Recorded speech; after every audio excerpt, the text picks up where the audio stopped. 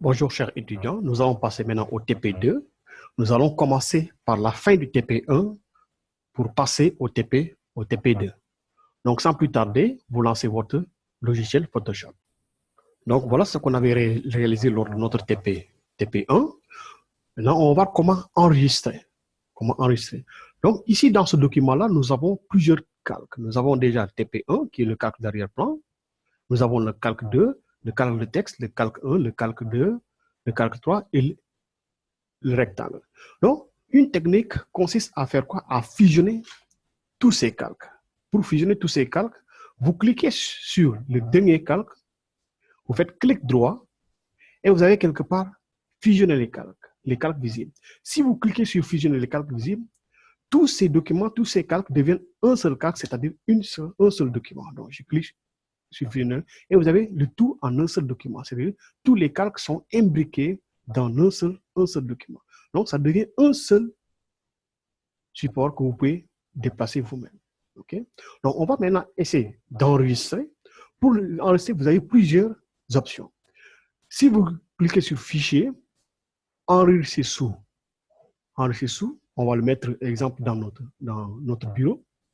Okay? J'avais créé déjà un répertoire. Vous créez d'abord un répertoire qui va contenir tout ce que vous allez faire comme TP. Donc, je le mets dans image TP A à Z. OK, et je le nomme TP1. Vous avez maintenant les formats d'échange. Vous pouvez enregistrer sur tous ces formats. Le format par défaut, le format natif de Photoshop, c'est le format PSD. C'est-à-dire que le format PSD n'est pas une image. C'est un document que vous ne pouvez pas visualiser comme une image. Donc, on va quand même le sauvegarder d'abord sur ce format-là. Sauvegarde. Puis maintenant, on va le sauvegarder en tant qu'une image. Donc, on sélectionne le format JPEG. Vous pouvez prendre la forme JPEG. Puis vous faites enregistrer. Donc, il vous dit maintenant, vous donne les options de JPEG. Vous pouvez mettre au maximum. Okay? Ou bien une qualité faible, moyenne, élevée au maximum. Donc, si vous mettez une qualité faible, l'image ne sera pas trop nette comme vous le souhaitez. Donc, je le mets en qualité maximale et je clique sur OK. Donc, une fois que c'est enregistré, je peux me rendre sur mon bureau et ouvrir le dossier dans lequel j'avais choisi de le mettre. Donc, je vois que mon image est ici, TP1. Je clique droit, je fais ouvrir avec, je sélectionne Visionner Windows. Et là, on a la première image qu'on a réalisée de manière basique. Juste pour voir quelle est la finalité du travail que nous sommes en train de faire. Donc, on a l'image, cours d'infographie, etc. Nous allons maintenant pour ce tuto voir comment importer une image. Il existe deux manières d'importer une image sur notre espace de travail. Donc, vous pouvez cliquer déjà sur Fichier, Ouvrir, vous sélectionnez l'image à importer. Donc, on va prendre l'image de TP. Donc, je vais prendre l'image de cette fille. Toutes ces images-là sont déjà dans le dossier au niveau de la séquence 1 du cours d'infographie. Donc, vous pouvez déjà vous préparer à à télécharger toutes ces images-là et à les placer dans un dossier. Donc, je clique sur l'image là, et je clique sur Ouvrir. Donc, l'image s'ouvre directement sur l'interface en créant un autre document. Okay? Ce document-là a la même taille que l'image. Donc, comme je l'avais dit, quand vous importez quelque chose ou bien quand vous créez un document, vous avez le cadenas qui vous signifie que le document est verrouillé. Donc, on va double-cliquer, puis cliquer sur OK pour déverrouiller le cadenas. Bon? Maintenant, on va créer un autre document. On va créer un autre document et placer cette image-là dans ce document-là, dans le nouveau document qu'on va créer. Vous cliquez sur Fichier, Nouveau. Donc, je mets TP2. TP2. Je clique sur OK. Donc, on voit TP2 qui est là. Le cadenas aussi, même chose. Je double-clique, puis je fais OK. OK. Maintenant, l'image qui est là, je veux l'amener sur ce document que je viens de copier, de créer. Qu'est-ce que je fais? Je me place sur l'image, sur le nom de l'image ici. Je clique, je tiens la touche enfoncée et je déplace. C'est comme si je suis en train de déplacer une fenêtre. Donc, vous avez vu, l'image se déplace en tant qu'une fenêtre à l'intérieur de l'espace de travail. Je prends l'outil déplacement, je clique sur l'image et je la pose sur le nouveau document que je viens de créer. Donc, vous avez l'image, je la déplace vers là. Donc, je réduis cette image-là. Comme l'image est petite, je vais essayer de faire quoi? De l'agrandir, c'est-à-dire de la redimensionner. Pour redimensionner une image, vous cliquez, sélectionnez le calque d'image. Je vais même renommer, je vais mettre image. Image. OK. Je clique sur le calque d'image et j'appuie sur les touches CTRL-T.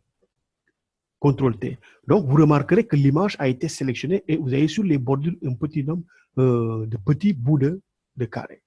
Pour agrandir une image de personne, une photographie, on ne l'agrandit pas à partir des carrés qui sont sur les lignes de ce côté-là.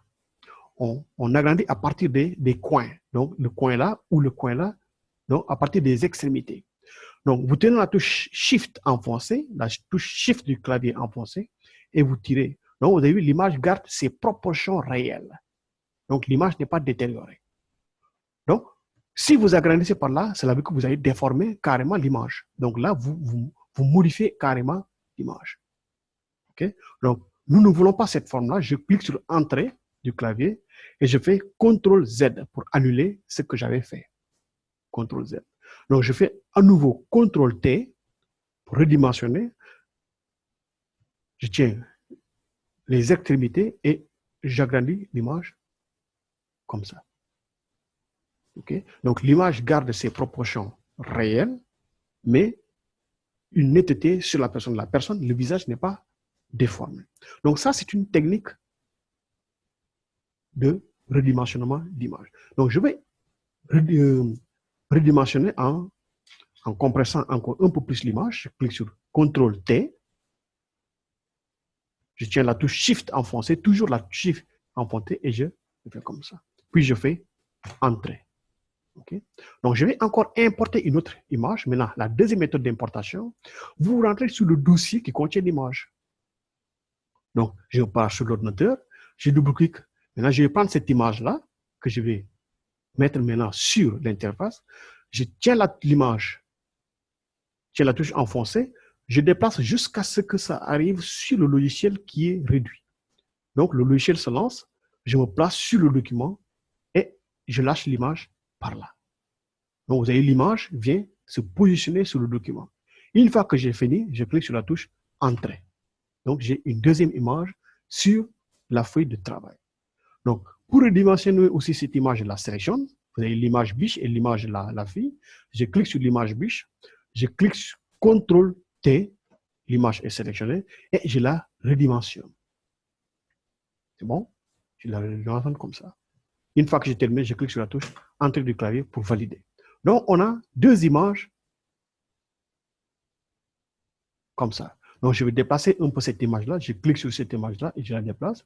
Je vais la redimensionner. Clic droit, CTRL plus T et j'augmente la taille de l'image. Et je fais Entrée. Une image peut être transformée. Il y a les options de transformation d'image. On va transformer l'image de la biche. Vous cliquez sur l'image. Je clique sur la touche déplacement. Je l'amène vers le bas.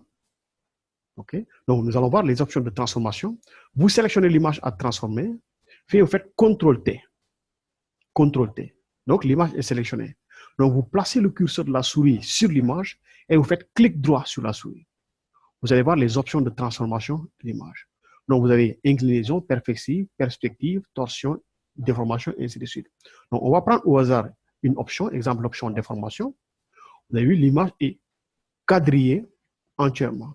Donc, vous pouvez, exemple, déformer l'image comme vous voulez.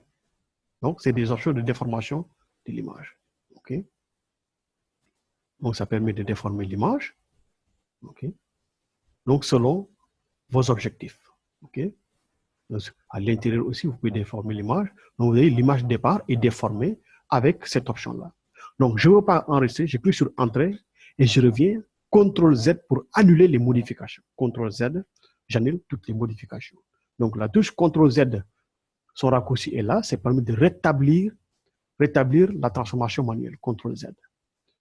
Donc, je vais faire de même pour la fille, je sélectionne l'image de la fille, Je déplace un peu à l'intérieur. Je fais CTRL-T, clic droit sur l'image et je prends maintenant torsion. Donc, torsion de l'image. Donc, ça, c'est l'option torsion de l'image. OK. Tord de l'image. Donc là, on a une forme, ce qu'on appelle une forme en perspective. C'est une image en forme perspective. C'est ça qu'on appelle une image en forme perspective. Donc, l'objectif pour ce TP, c'était de voir comment importer une image sur une interface. Donc, deux manières. On peut passer par fichier, ouvrir, sélectionner l'image à importer, on clique sur OK. Donc, l'image s'importe sur le document. L'image est verrouillée, on double-clique sur le cadenas, puis on fait OK. Donc, l'image de la biche est là. Je veux l'insérer sur le premier document, si je veux, ou bien je crée un nouveau document. Je laisse les options par défaut. Je clique sur l'image de la biche. Je tiens la touche enfoncée sur le nom de l'image. Je déplace vers le bas. OK. Je prends l'outil déplacement, je sélectionne et je déplace sur l'interface. Donc, je peux changer maintenant les dimensions de la biche. Je clique sur l'image et je fais CTRL plus T pour agrandir l'image. Une fois que j'ai terminé, je clique sur OK. La deuxième méthode consiste à faire quoi? À aller sur le dossier qui contient l'image. Je prends, exemple, cette image-là. Je tiens la touche enfoncée sur l'image. Je la glisse sur le logiciel Photoshop qui réduit. Donc, jusqu'à ce que le logiciel se lance. Une fois que le logiciel se lance, je place l'image ici. Et nous avons la deuxième image qui est importée. Donc, je peux aussi l'agrandir. Je fais Entrée. Donc, je vais repositionner correctement la première image. Je clique sur la première image, je la mets un peu en haut. Si elle est un peu grande, je fais CTRL-T pour diminuer ses dimensions. Et bien la repos. Donc, voilà les deux techniques d'importation d'images. Donc, je vous remercie pour votre attention et je vous dis à la prochaine vidéo.